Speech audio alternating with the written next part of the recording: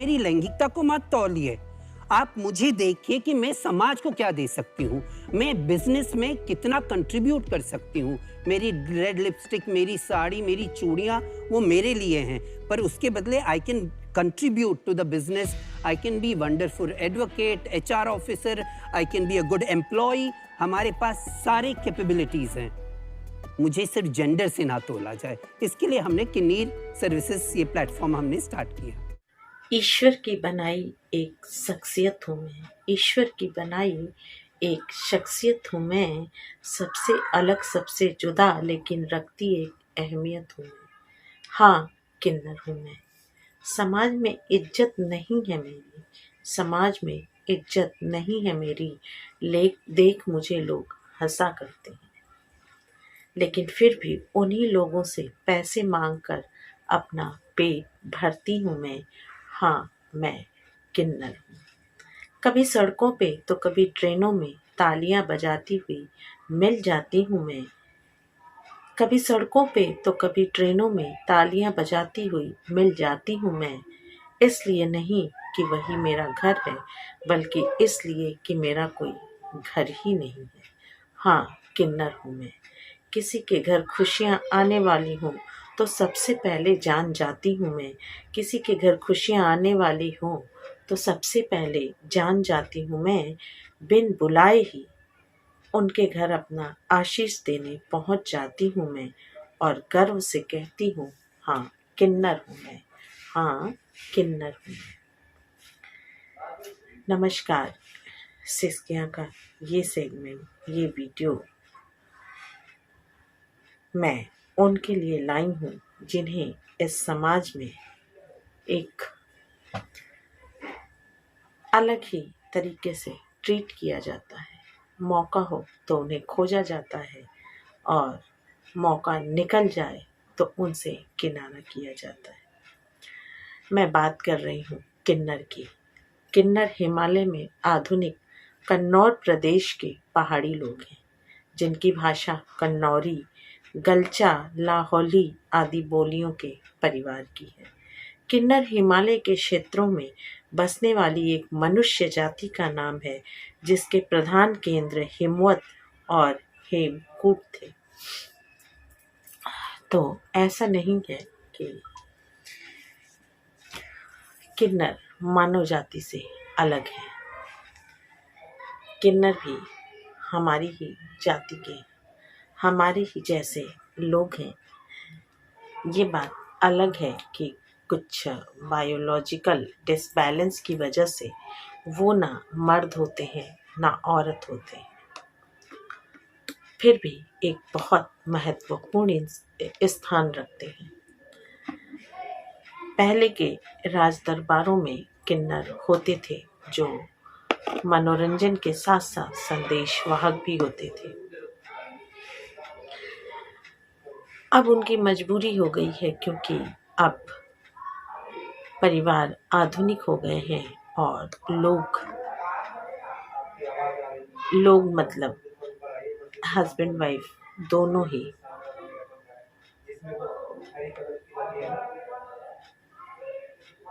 Working है, तो वो किसी के घर आ जा नहीं पाते हैं, क्योंकि उन्हें ताला ही मिलता है।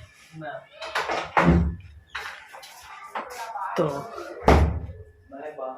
एक समय था जब शादी ब्याह या बच्चों के जन्म पे लोग किन्नरों का इंतज़ार करते थे, और किन्नर भी ऐसे मौक़ों का बेसब्री से इंतज़ार करते थे, क्योंकि तब लोगों की किन्नरों में आस्था थी, और ये माना जाता है कि किन्नर प्रजाति को ईश्वर ने इस ज़मीन पे, हालांकि एक शापित प्रजाति के रूप में यहाँ स्थापित किया है। इसके बावजूद उनके पास एक ऐसी शक्ति होती थी कि अगर वो अपनी जुबान से आशीर्वाद देते थे तो वो फलीभूत होता था। लेकिन आज आधुनिक समाज और साइंस की चहुं ओर फैल रही शक्ति की वजह से लोग आज किन्नरों में उतना भरोसा नहीं रखते, और इसी वजह से ये इनका दुर्भाग्य है कि इन्हें रेड लाइट पर सड़कों पर भीख मांगते हुए देखा जा सकता है। मुझे याद है बचपन में मेरे घर के पीछे एक सिंधी परिवार रहता था, और उनके बच्चा होने वाला था, और एक किन्नर उनके घर आया था ये कहते हुए कि मुझे वो नाचते गाते थे और परिवार वाले खुद ही उनको शगुन देते थे। तो उन्होंने उनको बहुत कम शगुन दे रहे थे और वो ज़्यादा की मांग कर रहे थे, तो उन्होंने उन्हें खदेड़ करके एक तरह से भगा दिया था, क्योंकि ये कह रहे थे कि शायद लड़की पैदा हुई थी, तो ये कह रहे थे कि हम आशीर्वाद देंगे कि आगे अगला लड़का ही हो। इस पे उन्होंने ये कहा था कि आपके आशीर्वाद से कुछ नहीं होता, ये सब तुम लोगों के लूटने के तरीके हैं। ये अपनी अपनी आस्था है।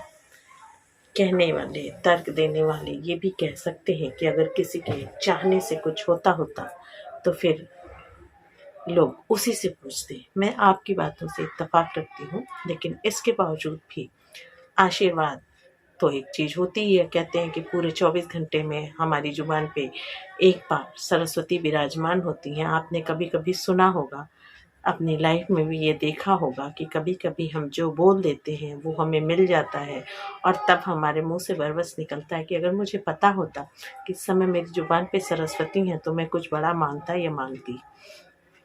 तो इत्तेफाक कहें या कुछ भी कहें, उसके मुंह इन्होंने उसे एक तरह से जलील करके खदेड़ने की कोशिश की। उसने यही कहा कि तुम्हारे लड़का नहीं होगा चाहे कितनी भी कोशिश कर। और उनके घर 5 लड़कियां हुई। तो उसके बाद से उन्हें और उनके परिवार में एक आस्था हो गई। वो कहीं भी किन्नरों को देखते थे तो बुला के उन्हें उनका आशीर्वाद लेते थे। और बहुत सारे परिवारों में है, जब नई बहू आती है और ये लोग आशीर्वाद देने आते हैं, ये पता करते रहते हैं, आशीर्वाद देने आते हैं। अब का तो पता नहीं, अब हर कोई इस पे विश्वास नहीं करता, लेकिन पहले ऐसा होता था कि जब नई बहू आती थी और ये जब आते थे किन्नर, तो इनको कपड़े, रुपए और अनाज, मिठाई का शगुन दे करके खुश किया जाता था कि ये खुश होके जाएंगे तो इनकी शादीशुदा ज़िंदगी बहुत अच्छी गुजरेगी, बाल बच्चे सब होंगे। ये एक आस्था थी। शायद हमारे भारतीय संस्कृति में हर किसी का महत्व है, उसके कमाने खाने की व्यवस्था ऊपर वाले ने एक आस्था के तहत की है। और इसी का वो है कि पितृपक्ष में हम कौमों को भी पूजते हैं। तो कहने का मतलब ये है कि एक समय था जब किन्नरों का बहुत मान सम्मान होता था। देखिए, उनके अंदर का दर्द तो उनके ही अंदर का दर्द है, क्योंकि ना तो वो मर्द हैं ना औरत हैं। अगर वो चाहें भी तो अपनी ज़िंदगी शुरू नहीं कर सकते, लेकिन मनुष्य प्रजाति में हर किसी की ये तमन्ना होती है कि उसकी एक फैमिली हो, उसका एक जीवन साथी हो, उसके बच्चे हों। हालांकि कुछ प्रेम कहानियाँ भी मौजूद हैं इसी समाज में कि किन्नर से लोगों ने प्यार किया, शादी की और उसे निभाया भी। लेकिन देखिए, जिस तरह हर जगह होता है, वैसे इस समाज में भी है कि जबरन पुरुषों को पकड़ करके किन्नर बनाया जाता है ताकि उनका धंधा चल सके। कुछ जगहों पे लोग किन्नर को सेक्स वर्कर के रूप में भी यूज करते हैं, और यही एक दुर्भाग्य की बात है। और मेरा इस टॉपिक को, इस प्रजाति को, इस वर्ग को अपने सिस्किया के वीडियो में जगह देने का मेन मकसद यही है कि एक दुर्भाग्यपूर्ण है, इनके साथ रेप भी करते हैं, जबरदस्ती भी करते हैं, और कुछ लोग इसे धंधे के रूप में भी करवाते हैं। लेकिन हाँ, जब भी मैं चौराहों पे बिजली के माफ़ कीजिएगा, सड़क के क्रॉसिंग पे मैं इनको देखती हूँ तो मेरे अंदर एक अजीब सी संवेदना उत्पन्न हो जाती है कि आज ये मजबूर है इस तरह का काम करने के लिए। वही कुछ ऐसे लोग भी हैं जो अपने इस जेंडर के बावजूद ट्राईजेंडर होते हुए भी इन्होंने एक नाम कमाया है, एक मिसाल रखी है। मुझे नाम नहीं याद है, लेकिन एक ड्रिंकिंग वाटर की फैक्ट्री इन्होंने लगाया और वहाँ पे अपने जैसे किन्नरों को इन्होंने रोजगार दिया है। और इनका यही कहना है कि मुझे मेरे जेंडर से मत आंको, मुझे मेरे जेंडर से मत आंको, मेरी भावना क्या है, मेरी कार्य क्षमता क्या है और मैंने अपने लोगों के लिए किया क्या है, उस पे मेरा आकलन करो। मेरा मकसद सिर्फ यही है कि मैं अपनी प्रजाति के लोगों को एक सम्मानजनक स्थिति दे सकूं, क्योंकि भीख मांगना कोई नहीं चाहता और मैं उनकी इस बात से सहमत हूं और मैं इस पर उनकी इज्जत भी करती हूँ। आज देश में एक मेयर भी हैं और लगभग बहुत सारे प्रोफेशन में ये लोग आ चुके हैं, इन्होंने शिक्षा ग्रहण की। लेकिन तकलीफ ये होती है कि समाज का देखने का नज़रिया बहुत बुरा है। अगर कोई अपनी ज़िंदगी बनाना चाहता है, अगर कोई शिक्षा के लिए कोशिश करता है, तो वहाँ पे समाज उसका एक मखौल उड़ाता है, मजाक उड़ाता है और कोशिश करता है कि वो आगे ना बढ़ पाए। इसका बहाना ये बनाया जाता है कि हमारे बच्चों के बीच अगर ये पढ़ेगा या पढ़ेगी तो हमारे बच्चों पे बुरा असर पड़ेगा। मैं पूछती हूँ, ऐसा क्या बुरा असर पड़ेगा? क्या उन्हें देख करके अगर आप अपने बच्चों को ये बताएं कि भाई ये भी हमारी ही जैसे हैं, कुछ बायोलॉजिकल कमी की वजह से ये ऐसे हो गए हैं, लेकिन आप भी जानते हैं शारीरिक अक्षमता कहीं से भी मानसिक निपुणता को कम नहीं करती और ये शारीरिक अक्षमता भी नहीं है। तो मैं यहाँ पे इस वीडियो के माध्यम से, सिस्कियाँ के माध्यम से किन्नरों की सिस्कियों की तरफ आपकी नज़र फेरना चाहती हूँ कि आप उन्हें भी वही इज्जत दें जो आप समाज में अपनी इज्जत चाहते हैं। आप में से कुछ लोग कहेंगे कि मैं अजीब बात कर रही हूँ, तो यही सही, लेकिन अगर आप किसी को पूरे सम्मान के साथ अपनाते हैं तो वो अपना 200% देने की कोशिश करता है और ये भी समाज का हिस्सा है। क्या जो मेयर बने हैं या एक प्रोफेसर हैं जो किन्नर हैं, तो आखिर उनको वो मौका दिया गया, उनको समाज में बराबर का सम्मान दिया गया, तभी तो वो इस स्थान पे हैं। किसी पौधे को आप पहले ही धूप पानी से वंचित रखिए तो वो पनप नहीं पाएगा। तो मेरा इस सिस्किया के माध्यम से यही कहने का आशय था कि उन्हें भी आप अपनाएं, एक संवेदनशील प्राणी समझ के, क्योंकि सिस्कियाँ उनके यहाँ भी कम नहीं है। किंवदंतियाँ बहुत सारी हैं, अफवाहें बहुत सारे हैं, लेकिन उनके तह में जा कर के कोई भी सत्यापन नहीं करना चाहता। तो प्लीज़ एक और रिक्वेस्ट है कि सिर्फ सुनी सुनाई बातों को या सदियों से चली आ रही किसी गलत धारणा को साइंस के नेचर के हिसाब से खुद भी प्रैक्टिकल करके उसे सत्यापित करें और तब कोई धारणा समाज में पनपने दें। तो आज का वीडियो यही समाप्त करती हूँ।